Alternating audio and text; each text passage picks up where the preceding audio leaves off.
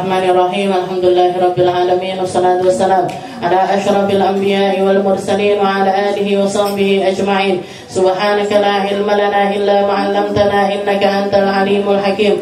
Rabbi shrah li sadri wa yassir li amri wahlul 'uqdatam min lisani yafqahu qawli. Amma ba'd. Alhamdulillah ala nikmatil Islam, alhamdulillah ala nikmatil iman, wa kafa biha min ni'mah. Alhamdulillah, segala puji bagi Allah Subhanahu wa taala yang memberi kita nikmat Islam, yang memberi kita nikmat Islam iman, yang memberikan kita nikmat untuk selalu dan selalu mencari tahu tentang perkara-perkara yang datangnya dari Nabi kita Nabi Muhammad sallallahu alaihi wasallam. Sebuah risalah suci yang Allah Ta'ala turunkan lewat lisan-lisan paling suci dan selalu terjaga kesuciannya sampai hari akhirat nanti. Dan sesuatu yang Allah Ta'ala berikan kepada manusia-manusia pilihannya untuk merahmati umat, untuk menjaga umat, untuk menjadikan umat ini selalu memiliki sambungan kepada Sang Pencipta.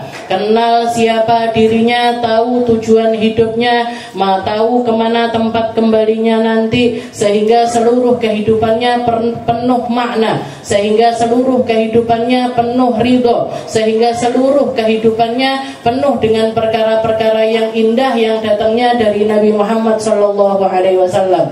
Allah Ta'ala memberikan kepada Nabi kita Muhammad ibadah, maka kita beribadah karena Nabi Muhammad beribadah. Allah Ta'ala memberikan kita syariat di dalam muamalah, kita mematuhi syariat tersebut karena Nabi Muhammad melakukan perkara tersebut. Jadi contoh utama kita adalah Nabi kita Nabi Muhammad sallallahu alaihi wasallam. Dan ditambah lagi kita berkesempatan untuk mengikatkan rasa kita dengan Nabi Muhammad ini bukan cuman tentang sekedar tahu oh ini caranya Nabi, oh seperti ini kriterianya Nabi, oh seperti ini fisikalnya Nabi. Gak cuman itu, tapi kita menggandengnya dengan kecintaan, kerinduan, mengikat rasa hati kita, keimanan kita ini dengan perasaan-perasaan indah yang juga dirasakan oleh manusia-manusia terdekatnya Nabi Muhammad SAW.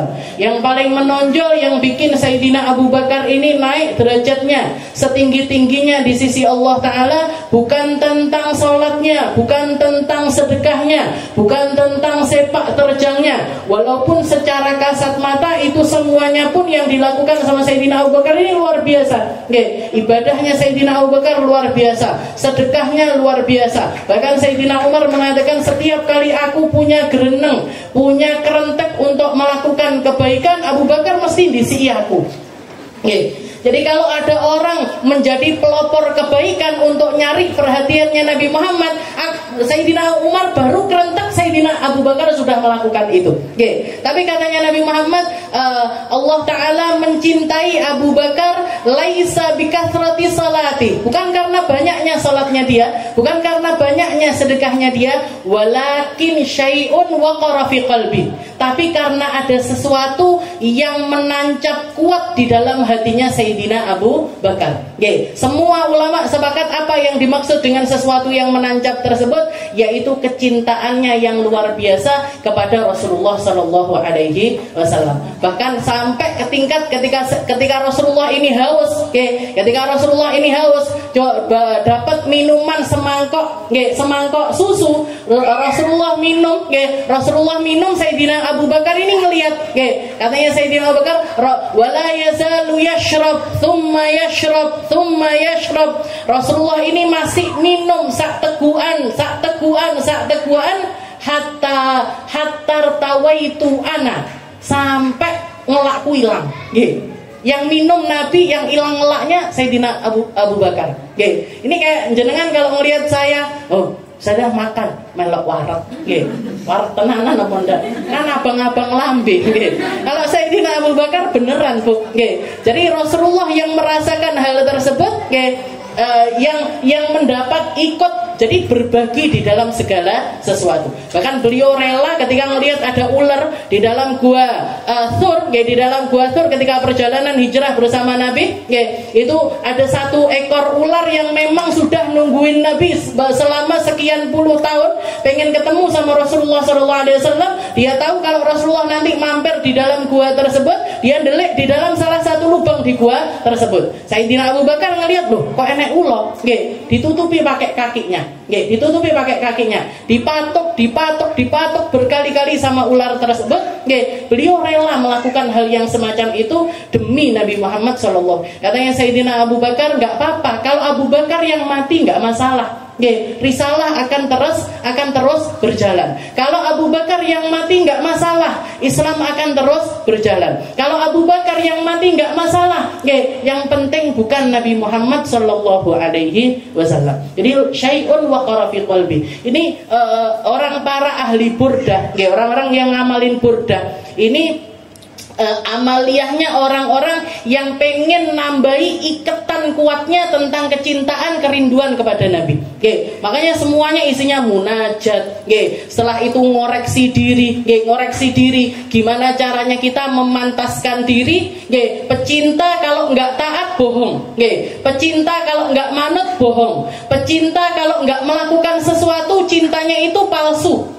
Mek omong tok nggak ini. Jadi kalau misalkan suaminya jenengan bendino, Bu I love you, Bu I love you, Bu I love you, tapi orang disangoni, ndak diblonjo, ndak diperhatekne, ndak diperhatikan, nggak dikasih blonjo, nggak dikasih duit. Ini cintanya cinta beneran apa ndak ini? Palsu. Halah ya, waleh ngrungokne I love you mu duwi lho, sangune ae lho, kok panggah I love you terus ndak ada pembuktiannya. Jadi man ahabba syai'an ata'ahu. Katanya para ulama, orang yang cinta kepada seseorang, dia pasti bakalan taat dengan orang tersebut. Nah, ini pemantasan diri setelah munajat. Jadi nyari perkara-perkara yang menjadi petunjuknya orang-orang yang serius di dalam mencinta kepada Nabi Muhammad. Dari mulai mikirkan selalu, dari mulai membayangkan selalu, dari mulai mengimajinasikan selalu, dari mulai memperbanyak salawat kepada Nabi, nyari pengetahuan tentang Nabi, di mana di situ yuqat, atau istilahnya dibikin halakoh yang menceritakan tentang Rasulullah. Hatinya ini tergerak untuk nyampe ke situ, hatinya tergerak untuk masuk di dalam golongan orang-orang tersebut. Masuk di dalam golongan orang-orang tersebut. Jadi bahkan sampai ke tingkat jasadnya ini melakukan duluan sebelum hatinya ini bergerak. Jadi wes kangen dhisik sebelum hatinya ini mulai jadi kayak bahkan ada firasat. Orang-orang yang punya kecintaan itu punya firasat. Kayaknya di sini, kayaknya aku harus ke sini, kayaknya aku harusnya kumpul sama orang-orang ini. Harusnya aku kumpul sama orang-orang pecinta itu seperti itu. Ditunjukkan, diketemukan sama Allah Ta'ala siapa orang-orang di atas muka bumi ini yang bisa bareng-bareng ngopeni rasa, ngopeni rindu, ngopeni cinta, biar nyampe, biar masuk di dalam golongan orang yang dikatakan almarhum ma'aman ahad. Nanti orang bakalan dikumpulin di akhirat sama mereka-mereka yang dia cintai. Kita nanam cinta kepada Nabi, harapannya ditulungi sama Nabi, harapannya disyafaati sama Nabi, harapannya dipantau sama Nabi. Ketika buku amal kita ambil, ketika kita melewati jembatan sirat, ketika amal timbangan kita ditimbang sama Allah Ta'ala, ketika kita melakukan perkara-perkara besar min kurabi yaumal qiyamah, dari perkara-perkara besar, kesumpekan, ketakutan yang ada di hari akhirat, kita nanam cinta kepada Nabi buat bekal apa? Bekal selamat. Karena nggak ada, istilahnya nggak ada sesuatu yang lebih bisa kita harapkan ketimbang Rasulullah Sallallahu Alaihi Wasallam di atas muka bumi ini. Wala saufa yu'tika rabbuka fatarda. Allah Ta'ala sudah mengatakan kepada Nabi, wahai Muhammad, tak kasih kamu sampai kamu puas. Katanya Sayyidina Ali, saya tahu apa sesuatu yang bikin Nabi Muhammad puas. yaitu memastikan seluruh umatnya ini selamat masuk surga semuanya. Kita bisa ngaji, kita pengen semua orang bisa ngaji. Kita bisa ibadah, kita pengen semua orang bisa ibadah. Kita terhindar dari maksiat, kita pengen semua orang terhindar dari maksiat. Ini hammun Nabi. Ini cita-cita terbesarnya Rasulullah SAW. Kita lanjutkan pembahasan kita di dalam Qasidatul Burdah. Ila an qala al-muallif rahimahullahu taala wa nafa'na bihi bi'ulumi fid dharain amin. Wa khashad dasa'isa min ju'in wa min shiba'in. Farubbama khamasatin syarrum min at-tukhami. Wastafrighid dam'a min 'ainin qad imtala'at min al-maharimi waz-zamhi wal-zam himyatan nadam. Katanya Imam Al-Busiri, kalau pertemuan yang lalu kita bahas waqshad dasais. Selalulah kamu kalau sudah urusannya sama hawa nafsu, urusannya dengan keinginan dirimu sendiri, urusannya dengan kalimat-kalimat yang seringkali bisiin kita di telinga. Bisiin kita di telinga, muter-muter di dalam pikiran kita, jalan-jalan di dalam hati kita, itu semuanya hawa nafsu, Bu. Itu semuanya adalah hawa nafsu. Kue rono, kue ngene, kue maem iki, maem. Kue nggak usah maem, nggak usah. Itu semuanya yang muter-muter di dalam diri kita, itu semuanya hawa nafsu. Dan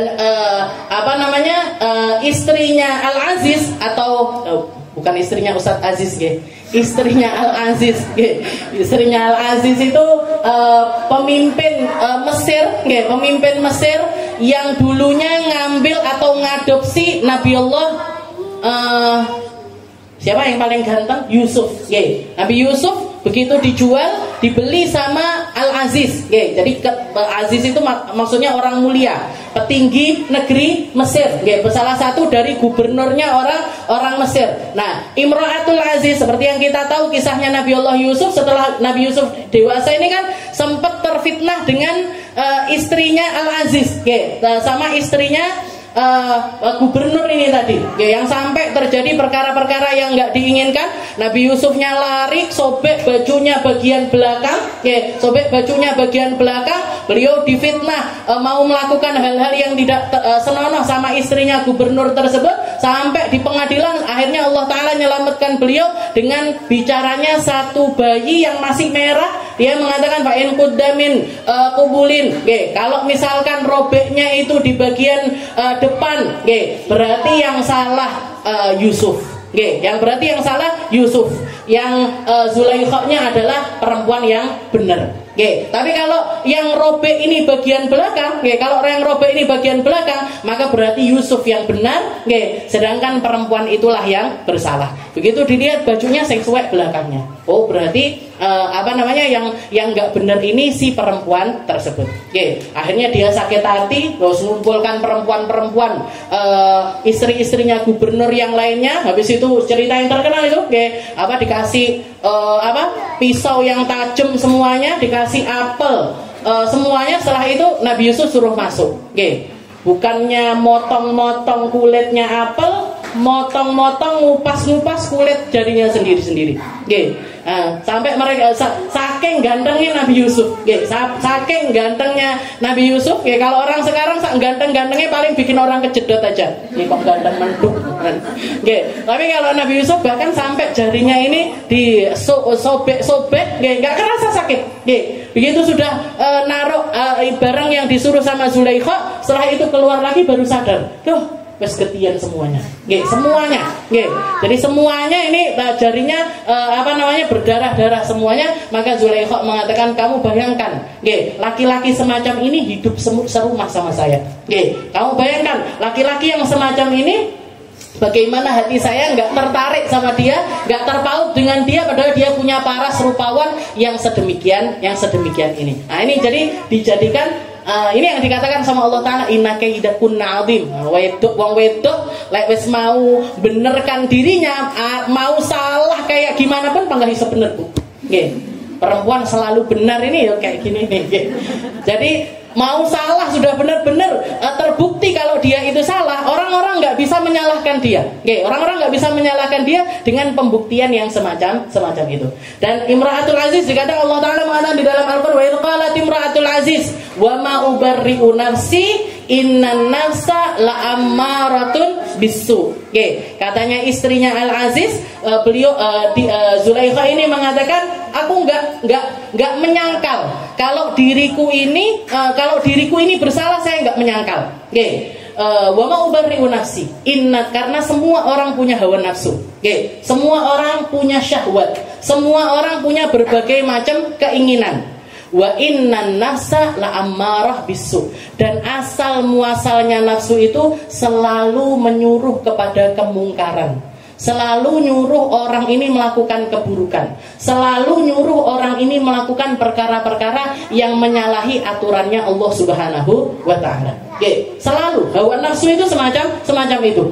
Kalau nggak dididik, kalau nggak dikerangkeng, kalau nggak dibekali dengan ilmu, nggak dibekali dengan petunjuk, nggak dibekali dengan aturan-aturan dari Allah, aturan-aturan dari Nabi Muhammad SAW, liar pasti. Liar pastinya. Innan nafsa la'ammaratun bisu. Nah, setelah itu, kemarin kita juga membahas caranya ngekang hawa nafsu ini pakai guru atau pakai majlis, pakai keilmuan. Kalau enggak gitu juga dengan yang namanya makanan. Jadi makanan kita pilih-pilih makanan, jangan apa-apa itu dituruti dan lain sebagainya. Itu caranya menaklukkan hawa nafsu. Tapi katanya beliau wahsyad dasais. Tapi enggak sampai situ aja. Tentang urusan hawa nafsu itu enggak cuma sampai situ aja. Kamu bahkan tetap harus waspada tentang yang terselubung di dalam hawa nafsu tersebut. Kamu tetap harus waspada. Bukan berarti orang yang kenyang itu selalu buruk, dan orang yang lapar itu selalu diridhoi sama Allah Ta'ala. Bisa jadi bahkan kebalikannya. Bisa jadi bahkan kebalikannya. Berapa banyak orang yang lapar justru malah lebih hina di sisi Allah Ta'ala ketimbang orang yang kenyang. Orang yang lapar malah lebih hina di sisi Allah Ta'ala ketimbang orang yang kenyang. Berapa banyak orang yang miskin malah justru lebih hina dibandingkan orang-orang yang kaya. Orang kaya dia make hartanya ini untuk perkara-perkara yang diridhoi sama Allah Ta'ala, dapat ridhonya Allah. Berapa banyak orang miskin tapi ngangen-ngangen sugih. Ngangen-ngangen sugih. Aku lek duwe akeh yo ganti mobil lah. Aku lek sugih yo mermak rumah lah. Aku kalau kaya ya sandalku harus branded, tasku harus branded, bajuku harus yang bagus, perawatan wajahku harus skincare yang nomor 1, dan lain sebagainya. Berapa dia nggak dapat itu karena nggak punya. Tapi orang-orang semacam ini, orang-orang yang hatinya ini ngikuti hawa nafsu, orang-orang yang dia ini terpaut dengan dunia, nggak punya harta pun angen-ngene harta. Jadi nggak punya duit pun angan-angannya itu tentang perkara dunia. Ini orang-orang semacam ini, kalau dia dikayakan sama Allah Ta'ala, dikasih duit sama Allah Ta'ala, hartanya ini justru malah bikin dia ini semakin hina di sisi Allah Ta'ala. Bukannya malah mulia, tapi justru hina, tambah hina, tambah hina. Tambah hina. Kenapa? Karena hartanya nggak akan memuliakan dia. Bukan obsesinya, aku lek duwe aku sedekah kono, sedekah gini. Aku kalau punya uang nanti aku nyumbang di pesantren ini, pesantren ini. Saya nanti kalau punya duit saya akan dukung dakwahnya Rasulullah SAW. Saya akan ngasih makan orang-orang miskin. Saya akan nyekolahkan anak-anak yang nggak mampu untuk sekolah. Saya akan ngasih orang-orang biaya perawatan sakit kalau mereka ini dalam keadaan sakit. Nah ini orang-orang yang jadi semuanya kembalinya itu tentang hati, tentang hawa nafsu. Gimana caranya kita mengendalikan hawa nafsu? Orang kaya kalau hawa nafsunya ini ditaklukkan, dia pun mulia di sisi Allah. Orang miskin kalau hawa nafsunya juga ditaklukkan, dia juga mulia di sisi Allah. Jadi apapun keadaan kita, selama kita ini selalu mawas diri, wahsyad dasais, selalu iki karepku apa iki? Aku nglakoni iki karepku apa? Bener apa ndak? Bener-bener dapat ridhonya Allah apa enggak? Bener-bener dapat perkara-perkara yang bikin saya ini tambah dekat sama Allah Ta'ala apa enggak? Kalau enggak percuma. Kalau enggak percuma. Seperti yang kita ada contoh-contohnya kemarin, ada orang-orang soleh terdahulu yang memilih hidup dengan miskin papa kayak Sayyidina Uwais Al-Qarni. Pilih enggak punya uang sama sekali, pilih enggak punya rumah sama sekali, pilih enggak punya urusan sama orang sama sekali. Tapi mulia di sisi Allah Ta'ala.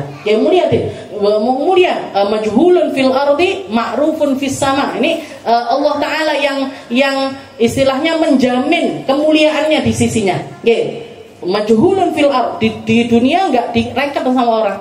Dianggap sampah masyarakat, dianggap nggak ada efeknya untuk masyarakat, dianggap nggak punya kapasitas di dalam berbicara, di dalam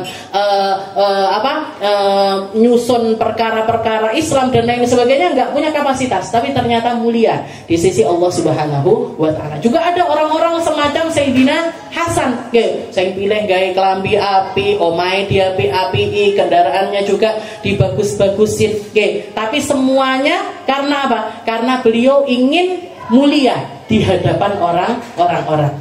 Enggak dianggap kalau beliau ini dengan nasabnya, dengan kemuliaannya, dengan keilmuannya, buat ngumpulin hartanya manusia itu enggak, dipalingkan, dihabiskan perasaan itu, kalaupun beliau beramal lillah, sedekah lillah, ngopeni umat, ngajar lillah, ngasih orang ini itu dan lain sebagainya, semuanya karena Allah Subhanahu wa Ta'ala. Jadi amma hada, karena beliau bajuku yang bagus ini, Yaqul, dia mengatakan ana ghaniyun amma fi aidikum, saya enggak butuh sama apa yang ada di tangan kalian. Saya bisa melakukan apapun sendiri. Saya cukup di dalam makanan saya cukup di dalam nafkah saya cukup di dalam ngopeni anak-anak saya, nggak butuh sama apa yang dibantukan oleh manusia. Ini persepsinya Sayyidina Hasan. Terserah kita. Yang pasti, apapun keadaan kita, ambil rasa yang dimiliki oleh Sayyidina Hasan dan ambil rasa yang dimiliki oleh Sayyidina Uwais Al-Qarni. Mau laparnya kita, kenyangnya kita biar diridhoi sama Allah Ta'ala gimana Ustazah? Ya Allah, tiap makan baca doa, tiap makan pakai tangan kanan, tiap makan diniati, ya Allah ini buat saya lebih semangat ibadah. Ya Allah, jadikan makanan ini makanan yang akan menjadi makanan penyebab awalnya saya masuk ke dalam surganya Allah Ta'ala. Kemarin waktu saya jamu Ustazah Fauzia, istrinya Habib Sekar, jamu makan bareng sama beliau, katanya beliau ngajarin kita satu doa, kalau makan baca doa ini, apa Ustazah? Allahumma akilni aklal jannah, ya Allah kasih saya makanan surga. Makanan-makanan enak yang ada di hadapan saya ini, ya Allah, semoga jadi permulaan makanan yang akan saya nikmati nanti di dalam surga. Ini orang-orang mulia ini kayak gini, Bu. Jadi doanya itu mungkin enggak istilahnya bukan sesuatu yang warid dari Rasulullah SAW, tapi semuanya keluar dari dirinya orang-orang yang beriman kepada Allah Subhanahu wa Ta'ala. Allahumma akilni aklal jannah. Bahkan katanya beliau, orang kalau makan baca doa ini, insya Allah makanannya enggak jadi lemah. Nah, ini ibu-ibu senang gitu, orang marahi lemu jadi. Jadi katanya beliau ini insya Allah nggak bikin gemuk, insya Allah makan banyak.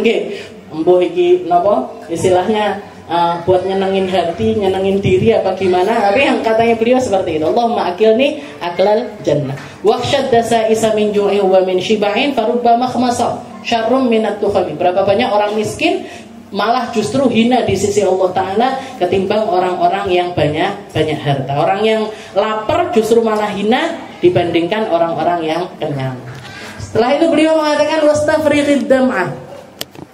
Setelah itu jadikan salah satu amaliyah dirimu ini adalah menitikkan air mata. Nangis. Wastafriqid dam'ah. Nangislah kamu. Nangislah kamu. Jadikan amaliyah hidupmu itu salah satu hal yang ada pada dirimu itu tangisan. Yang ada pada dirimu itu istafrik itu bahkan artinya adalah kosongkan air matamu. Nangiso sejadi-jadinya. nangiso sebanyak-banyaknya. Nggih, sebanyak kamu nangis, nggih, sebanyak itu pula kamu akan digembirakan sama Allah Ta'ala. Orang yang banyak nangis di dunia, banyak senang di akhirat. Orang yang banyak tertawa di dunia, banyak nangis di akhirat. Nggih. Jadi orang-orang yang banyak merenungi dosanya, takut sama Allah Ta'ala, rindu kepada Nabi Muhammad SAW, itu semuanya adalah perkara-perkara yang akan membuat matanya ini dimuliakan sama Allah Ta'ala. Dimuliakan dengan apa? Dimulai dengan dia disedikitkan sedihnya di akhirat. Di hari dimana semua orang bersedih. Katanya Nabi Muhammad, ulul a'yun baqiyah yaumal qiyamah. Semua matanya manusia di akhirat nanti nangis kabeh. Semuanya nangis, nggih. Semuanya nangis. Yang paling sedikit tangisannya cuma 2 golongan manusia. Nggih. Yang paling sedikit tangisannya adalah 2 golongan manusia, illal ainul saharat, nggih, kecuali mata-mata yang bergadang atau enggak tidur, tahrusul mukminin, untuk jagain orang-orang beriman, untuk menjaga orang-orang beriman. Kecuali mata-mata yang dipakai untuk melek karena jagain orang-orang iman.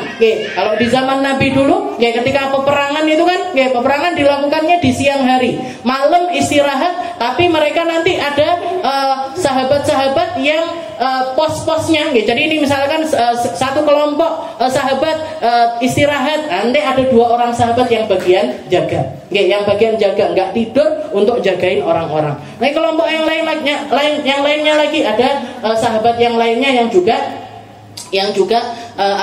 menjaga mereka. Bahkan di antara para sahabat itu ada banyak kisah di mana para sahabat itu ketika jagain orang-orang, jaga di dalam peperangan di malam hari, tapi ternyata musuh itu masih tetap nyari celah-celah untuk nyerang orang-orang Islam. Ini para sahabat ini ketika mereka ronda istilahnya atau jagain orang, bukan cuman dipakai untuk duduk. Wong saiki kan linggo pos kampling itu kan linggo rokokan, tangtong delok bola dan lain sebagainya. Kalau para sahabatnya Nabi dihabiskan untuk sholat, Bu. Jadi mereka jaga orang-orang sambil sholat. Ada salah satu sahabat di mana dia itu ketika sholat, di tugas jaganya itu dia sholat.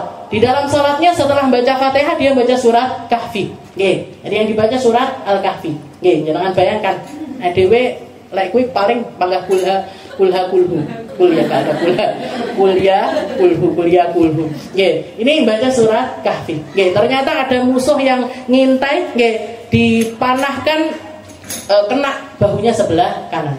Nggak berhenti, Bu, sholatnya. Nggak berhenti sholatnya.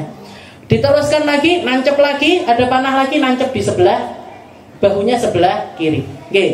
Diteruskan lagi sholatnya, nancep di kakinya di bagian pahanya.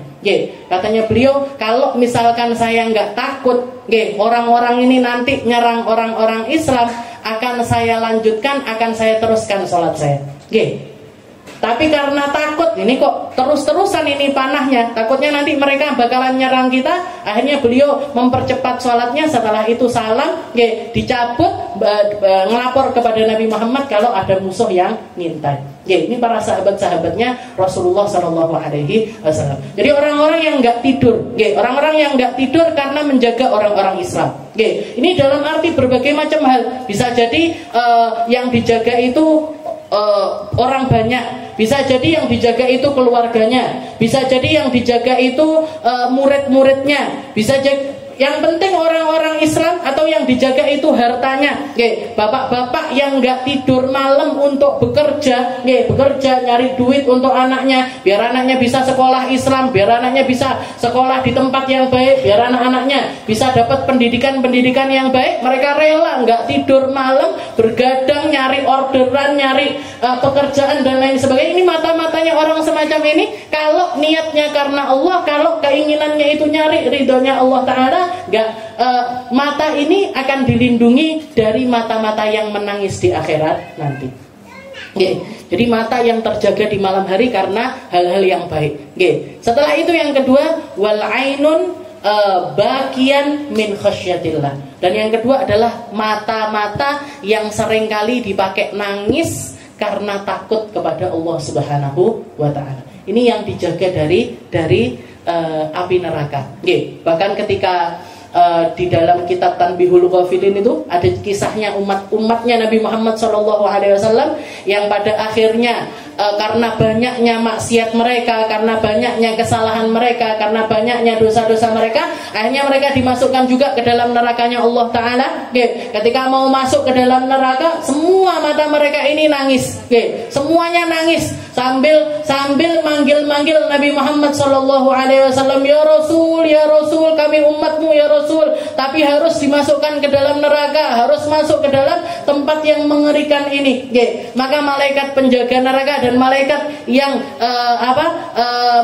menyiksa orang-orang di dalam neraka semuanya mengatakan, ya laita hadzal dama' kana fid dunya. Seandainya air mata ini mereka alirkan di dunia, niscaya mereka nggak akan tersentuh api neraka. Sayangnya nangisnya di akhirat.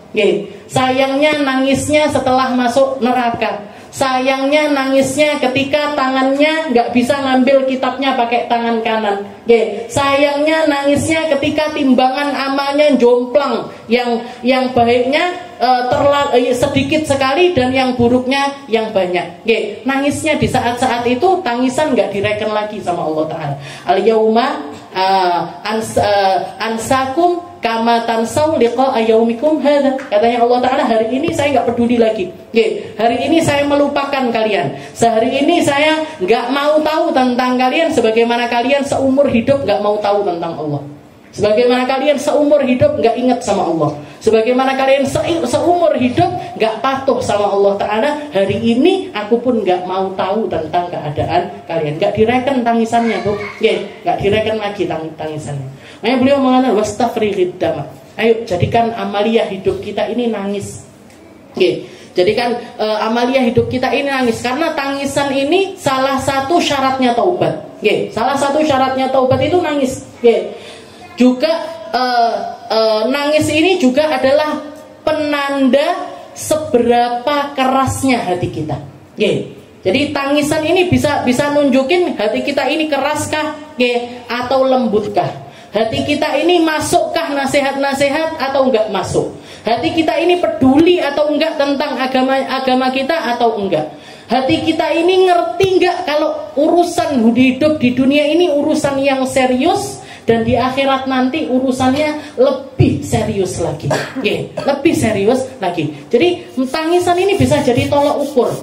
Kalau kita diapa-apain nggak bisa nangis. Kalau kita diingetin dengan berbagai macam hal tetap nggak bisa nangis. Kalau mata kita ini tetap kering, walaupun sudah dikasih tahu dengan hal apapun, diperlihatkan seperti apapun, kok tetap gak bisa nangis, maka itu nunjukkan kalau hati kita ini sangat-sangat bermasalah. Wa inna ab'adal qulub minallahi qalbal qasi. Dan ketahuilah bahwasanya hati yang terjauh dari Allah Ta'ala, hati yang paling jauh dari Allah Ta'ala, roh yang paling jauh dari Allah Ta'ala adalah mereka-mereka yang memiliki hati yang keras. Orang yang punya hati yang keras, ini mereka orang-orang yang paling jauh dari Allah Ta'ala. Meskipun mereka sholat, meskipun mereka ibadah, tapi kalau hatinya ini keras, hatinya keras, nggak peka sama sekali, nggak gampang nangis. Salah satu pertandanya ini tangisan. Salah satu pertandanya ini adalah tangisan. Ada salah satu tabiin atau orang-orang di zaman salaf, di mana dia ini menghabiskan 50 tahunnya ini di dalam tangisan. Gampang nangis sampai bikin mukanya ini berubah, sampai bikin matanya ini cekung, sampai bikin kelopak matanya ini benar-benar besar. Sampai orang-orang ini heran, kamu ini kenapa? Kok 50 tahun setiap kali kita ketemu kamu nangis. Habis sholat nangis, zikiran nangis, ngapa-ngapain, tengah malam nangis, siang hari nangis, sore hari nangis, seumur hidupnya selama 50 tahun semua orang yang ada di sekitarnya melihat dia ini selalu dan selalu dalam keadaan menangis. Ketika ditanya, ma abkaita, yang bikin kamu nangis ini apa sebenarnya? Yang bikin kamu ini sampai seperti ini apa? Maka orang tersebut mengatakan, ala dzanbil azim, saya nangis atas satu dosa yang pernah saya lakukan. Satu dosa, Bu. Saya nangis karena satu dosa yang pernah saya lakukan. Dosa apa itu yang pernah kamu lakukan? Itu dosa semacam apa? Ketika suatu hari aku pernah kedatangan satu orang tamu. Saya jamu orang tersebut, saya kasih makanan yang terbaik.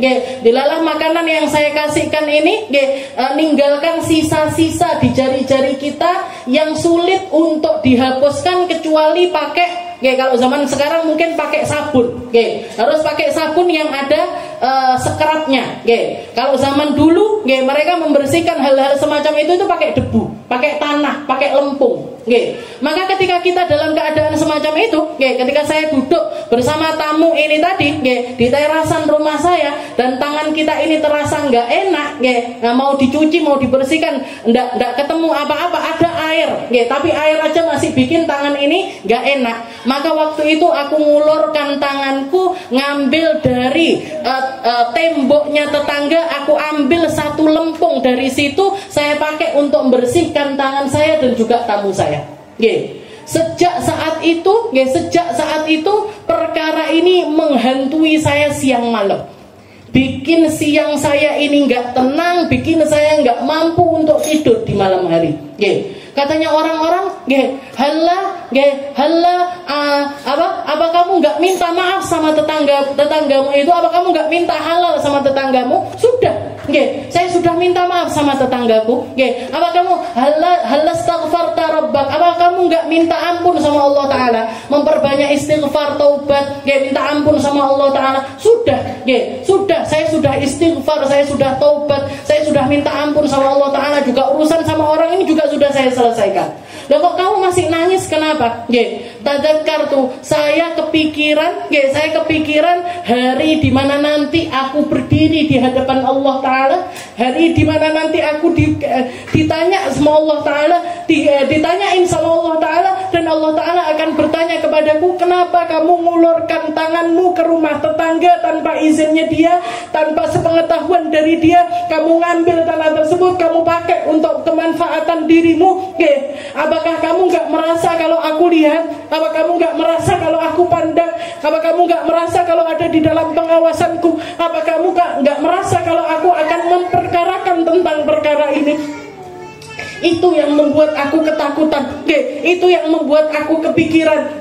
Bagaimana Allah Ta'ala, Zat yang maha segalanya, harus berurusan dengan dosaku yang remeh-temeh, harus berurusan dengan aku yang bukan siapa-siapa, harus berurusan dengan aku yang gak pantas untuk ditanya apa-apa, cuman tentang perkara lempung, cuman tentang perkara tanah, cuman tentang perkara debu. Kenapa Allah Ta'ala harus menanyakan aku atas hal tersebut? Kenapa aku nggak menahan diriku? Kenapa aku nggak menahan tanganku? Kenapa aku nggak menahan untuk ngambil perkara yang tidak halal untuk diriku? 50 tahun, Bu, nangisi lempung, nangisi lempung. Apa kabar kita dengan lisan kita yang tajam? Apa kabar kita dengan pikiran kita yang buruk? Apa kabar kita dengan pandangan-pandangan haramnya kita? Apa yang kita lihat di internet? Apa yang kita lihat di medsos? Apa yang kita lihat bersama orang-orang?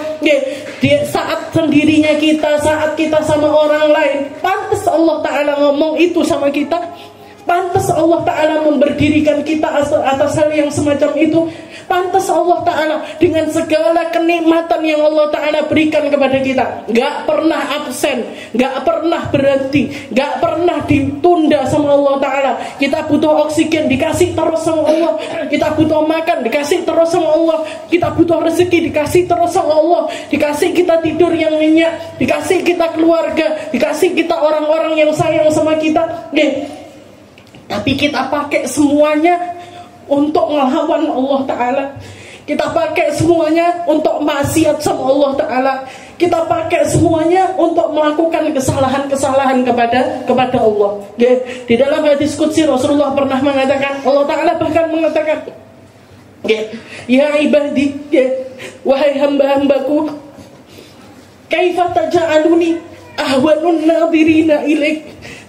Wahai hamba-hambaku, kalian kalau berdosa sembunyi, kalian kalau maksiat diam-diam, kalian kalau maksiat gak pengen dilihat orang, kalian kalau melakukan kesalahan gak mau dipandang sama manusia, tapi kalian menganggap aku gak apa-apa melihat maksiatmu.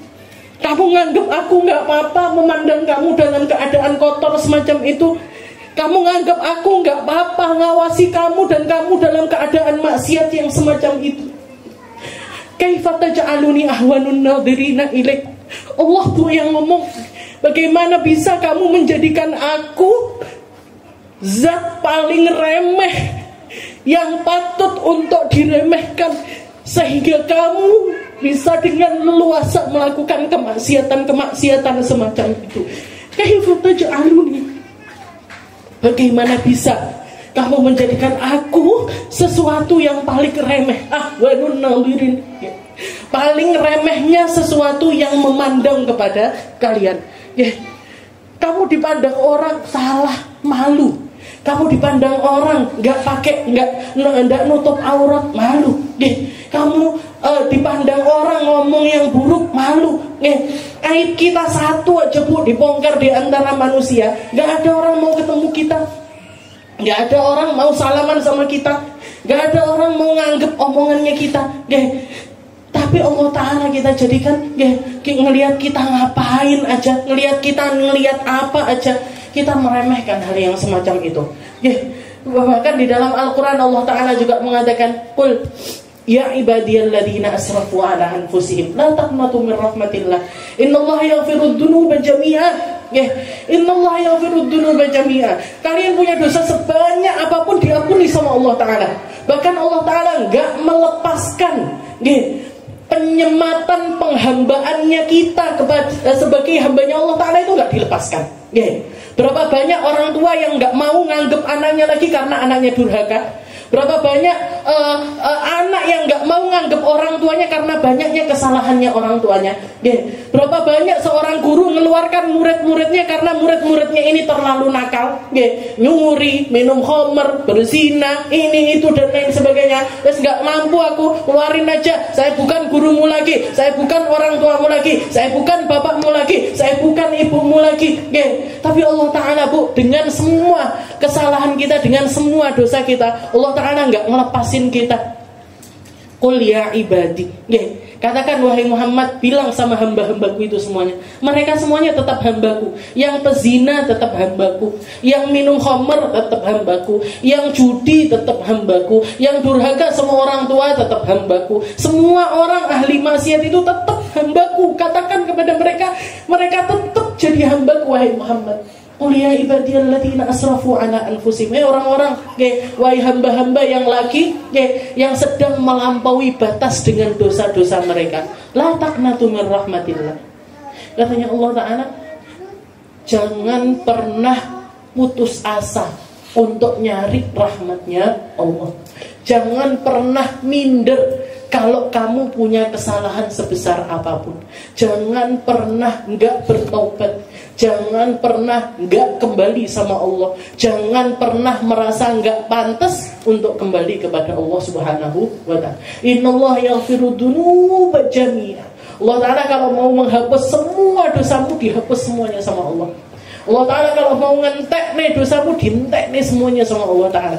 Dan ketika Allah Ta'ala mengatakan yang semacam itu Bu, ketika memang kita benar-benar dapat pengampunannya yang sebenar-benarnya, ketika kita benar-benar mendapatkan pengembalian, kita benar-benar kembali secara serius kepada Allah Ta'ala, dan kita dianugerahkan taubatan nasuha, taubat yang sesungguhnya dari Allah Ta'ala. Seperti yang dikatakan sama Nabi Muhammad SAW, nanti ketika kita berdua, laisa bainahu wa bainahu turjuman, ngobrol langsung sama Allah Ta'ala, bicara langsung kepada Allah Ta'ala, Allah Ta'ala akan mengatakan, wahai wahai hambaku, adnabta dzamban, kamu berdosa di hari ini, di saat ini, di waktu ini, di tempat yang semacam ini. Bala ya Rabb.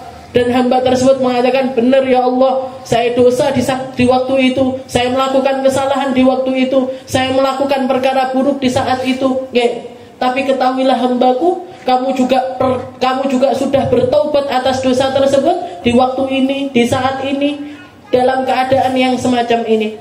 Benar ya Allah, saya juga sudah bertaubat atas dosa tersebut. Fa'lam ya ibadi, maka ketahuilah wahai hambaku, sebagaimana aku tutup aibmu di dunia dulu, aku tutup juga aib itu di akhirat. Gak akan aku permalukan di depan seluruh makhlukku. Gak akan aku bahas hal ini di depan semua makhluk yang ada di padang mahsyar ini. Sekarang tak hapus catatannya, sekarang tak hapus persaksiannya, sekarang tak hapus semua jejak-jejaknya. Ini Allah Ta'ala, Bu. Jadi wastafrighid dam. Jadi kan salah satu amaliyahnya kita ini melakukan hal yang semacam ini. Baku wa imma antabaku. Kalau kamu nggak bisa nangis karena rindu, karena nyari ridhonya Allah, karena takut sama Allah, karena nyari pengampunan dari Allah Ta'ala, nggak bisa nangis dengan nginget-nginget hal yang semacam itu, masih tetap nggak bisa nangis karena dosa-dosa kita, tetap nggak bisa nangis atas kesalahan-kesalahan kita, maka tangisilah diri kita yang sangat-sangat jauh dari rahmatnya Allah. Tangisi hati kita yang sebegitu kerasnya, tangisi hati kita yang terlalu sulit untuk menerima perkara-perkara yang semacam itu. Wastafrighid dam amin ainin qadim talaat. Katanya Imam Al-Busiri, kucurkan air matamu.